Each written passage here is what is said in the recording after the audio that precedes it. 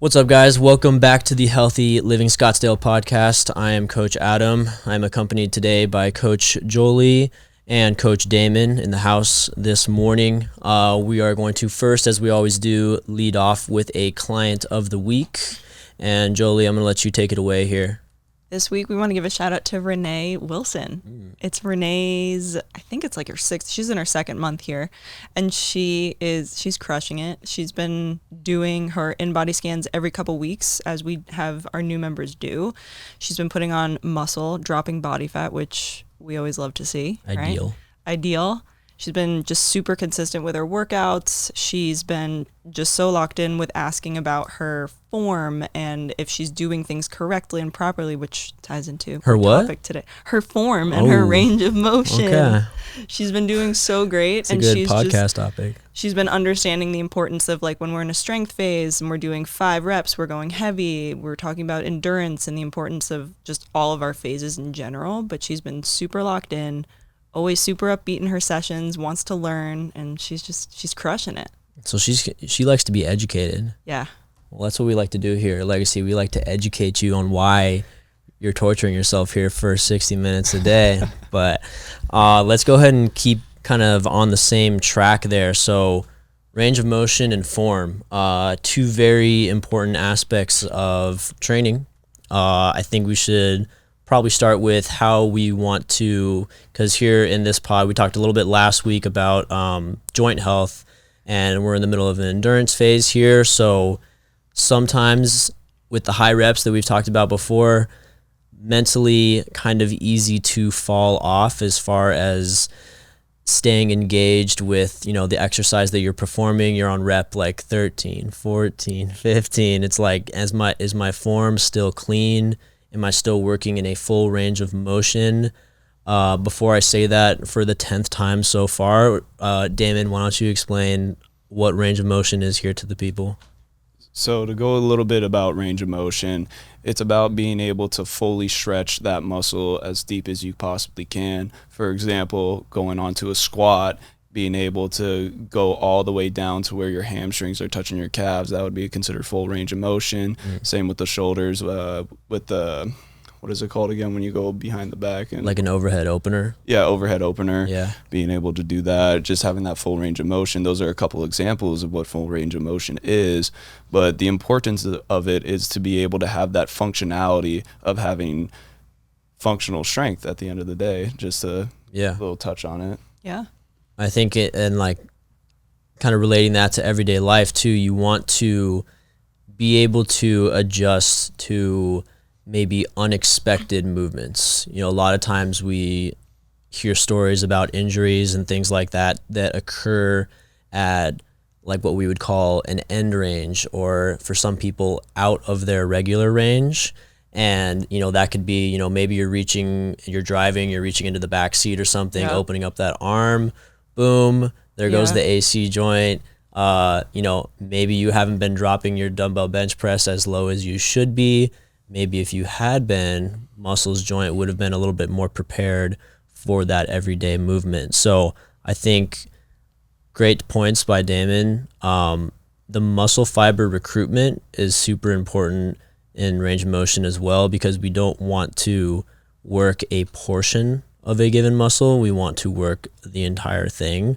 So if you take we can, as an example, the classic gym bro, when you walk into like an LA Fit, shout out LA Fit, and he's over there cranking out like the 40-pound dumbbells in front of the mirror, hitting some curls, and we're seeing the dumbbells drop to maybe, 100 degrees. Like, we're just breaking 90, we're not letting it get all the way down to the thighs there. Dude's working 60% of his bicep, maybe. So you want to work an entire muscle group equally, because I think that also makes connections then with the soft tissue stuff. And that's kind of relating back to the podcast last week, which you go back and listen to. But with the joint health, we have, tendons and ligaments at the end of muscles, and being able to have healthy, strong, soft tissue there will also help with that injury prevention. Yeah, Jolie, you got anything else on that? Yeah, I think when we're talking about injury prevention too, briefly touched on this, where how many times have we asked somebody like, oh, like how'd you hurt yourself? And 9 times out of 10, they're like, oh, I was doing something stupid, like reaching into the backseat of the car, like you mentioned. Like, we want to avoid those things happening, right? Like, we want to obviously avoid like trips and falls and things like that, but we're doing that by making sure we're training in that full range of motion. We're making sure that, especially in our endurance phase, we're not lifting weights that are too heavy, that we can't get that, not only the complete rep range that we're asking you to get to, like that 15 to 20, but also in that full range of motion of getting that full overhead press or that full bicep curl, right? Yeah, it's like you got to give your muscle that stimulus, that stimuli, because it needs to be ready and able to accept that. Like when we do get out of our endurance phase, we'll have another integration week, but then we go right into hypertrophy, which is essentially like your prime muscle building phase, and we'll go for 4 weeks, and you kind of want to have everything tuned up, ready to go, and like, you know, understand what new capabilities maybe you've acquired in the endurance phase, things like that, so you can always be progressing in the right direction. Any examples of, let's see, maybe a time that you wouldn't want to enter or push like a full range of motion? Any times like that? I would say the times that I believe where you don't want to be in full range of motion, or at least be cautious with that, is if you're going for a max squat or max bench press. Sometimes when it gets heavy enough, there's some points to where instead of going all the way down on a squat, for example, to where your hamstrings touch your calves, it could be just to a 90-degree angle, and that's optimal for that type of lift. And for bench press, maybe having a block on your chest just to be able to have that extra protection. Those are 2 that come to mind, at least. Yeah, I think also rehab, you know, coming back from maybe an injury that unfortunately you've been dealing with or something like that.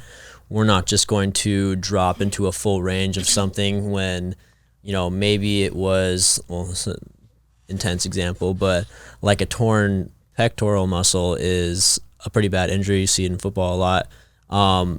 We don't want to be dropping into a full range of motion bench press right off of the bat there. Also, another thing to keep in mind with range of motion is it'll change a lot depending on the equipment that you're using. So like here at Legacy, we have a movement matrix that we have for every single exercise in our library, which is a lot.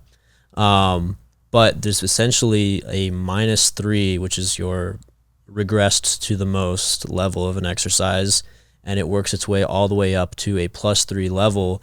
So sometimes just changing that piece of equipment can either help or just whatever the specific situation needs to be, and sometimes that has to deal with range of motion. Just changing that can also change the movement pattern a little bit. So that's something that we like to keep in mind and make it individualized and personalized for each client, because everybody's a little bit different. So there's that, and then also sport specific movements. You know, like Damon, you come from a baseball background, Jolie, ex-Olympic swimmer. So there's I dropped that in there. So there's times where, you know, certain athletes, they shouldn't get into like a compromising position or something like that, you know, you don't want a test in an end range when you got to like maintain playing your actual sport. But bringing it back to our endurance phase, I think it's the mental thing for a lot of our clients, that long duration set, staying as locked in as you can, thinking, am I getting the most out of this rep as I can? 2, what number am I on? And 3, am I doing this correctly, are all super important with, you know, injury prevention, and then of course, you know, progressive overload. Yeah, and I'll add on to that. When it comes to the endurance phase, the most important thing that you should be focusing on is your technique. Your technique is where you got to be able to be perfect with it, because with that high volume, the moment that you start slacking with your technique, all of a sudden you start slouching your back on a squat. All of a sudden you start bending the arm too far on your right side on the bench press with the dumbbells, and the left side's not going down as far. Technique is very important, guys, and it's just being able to have that perfection and being able to master that. That's when you should be able to go up in the weight, because you're seeing yourself, you're like, okay, my technique is perfect, I'm going through the reps just fine, maybe it's a little too light, then we can start going heavier. Yeah, good time to clean up bad habits, form new good ones. Easy, like you were saying, you can catch compensations, whatever's going on.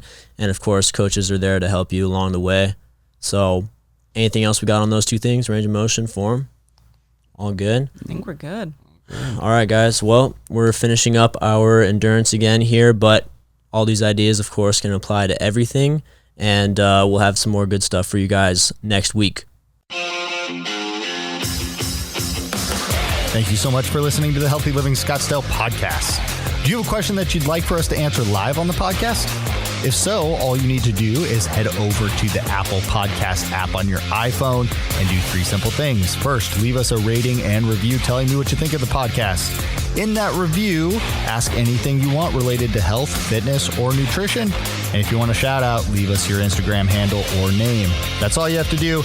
Then listen to hear your questions answered live on the next Q&A episode.